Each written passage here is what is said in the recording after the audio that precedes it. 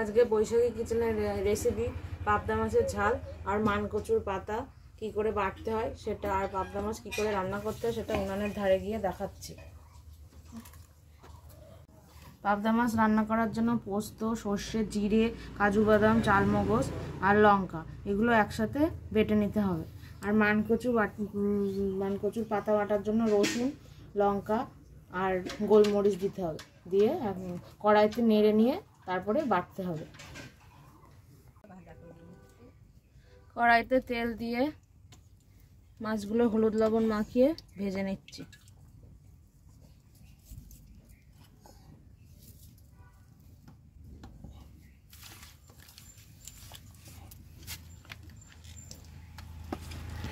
তেল গরম হয়ে গেছে, হলুদ লবণ মাখিয়ে মাছগুলোকে ছেড়ে দিচ্ছি।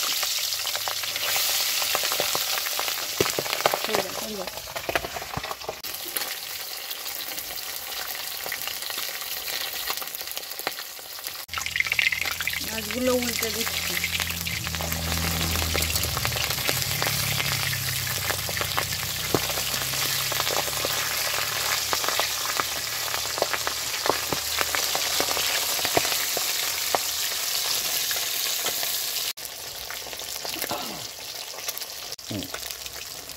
মাছগুলো আমার ভাজা হয়ে গেছে, এবার আমি তুলে নিচ্ছি।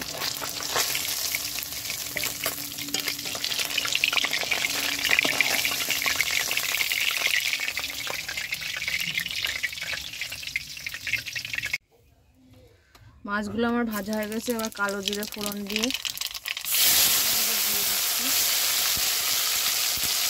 ওই মশলা করা ছিল সেই মশলাটা এর মধ্যে ঢেলে দিচ্ছি। লবণ হলুদ দিয়ে নাড়িয়ে চাড়িয়ে নিয়ে জল ঢেলে দিচ্ছি।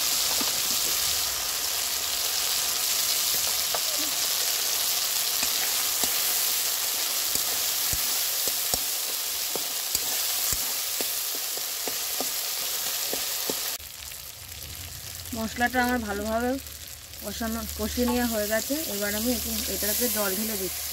এবার ফুটে উঠলে মাছটা ওর মধ্যে দিয়ে 10 মিনিট ফুটানোর পরে নামিয়ে দেবো।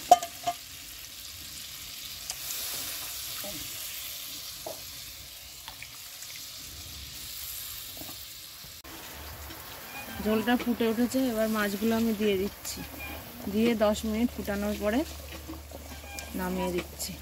পাবদা মাছ রান্না রেডি।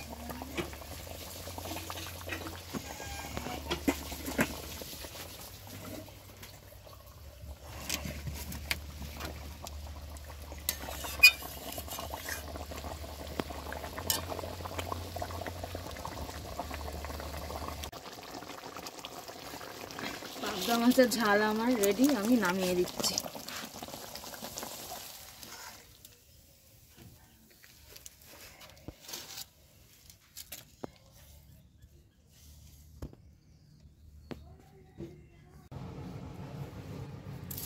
মানকচুর পাতা আমি খালি কড়াইতে নেড়ে নিচ্ছি, নিয়ে আবার এটা তেলের পরে ভেজে দেখাচ্ছি।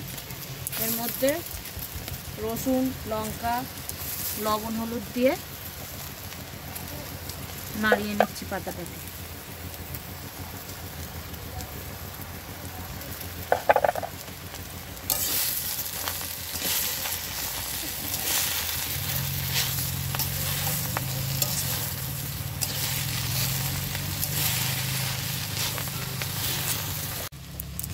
পাতাটা আমার মুড়ানো হয়ে গেছে, এটাকে এবার বেটে নিয়ে তারপরে তেলের পরে ভাজতে হবে।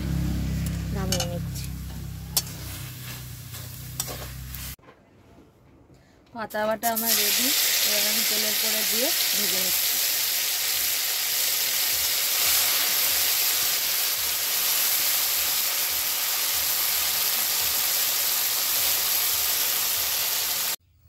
আজকে বৈশাখী কিচেনের রান্না পাবদা মাছের ঝাল, মায়া মাছ দিয়ে বড়ি দিয়ে ঝোল, আর সবার ঠান্ডা লেগেছে বলে মানকচুর পাতা বাটা।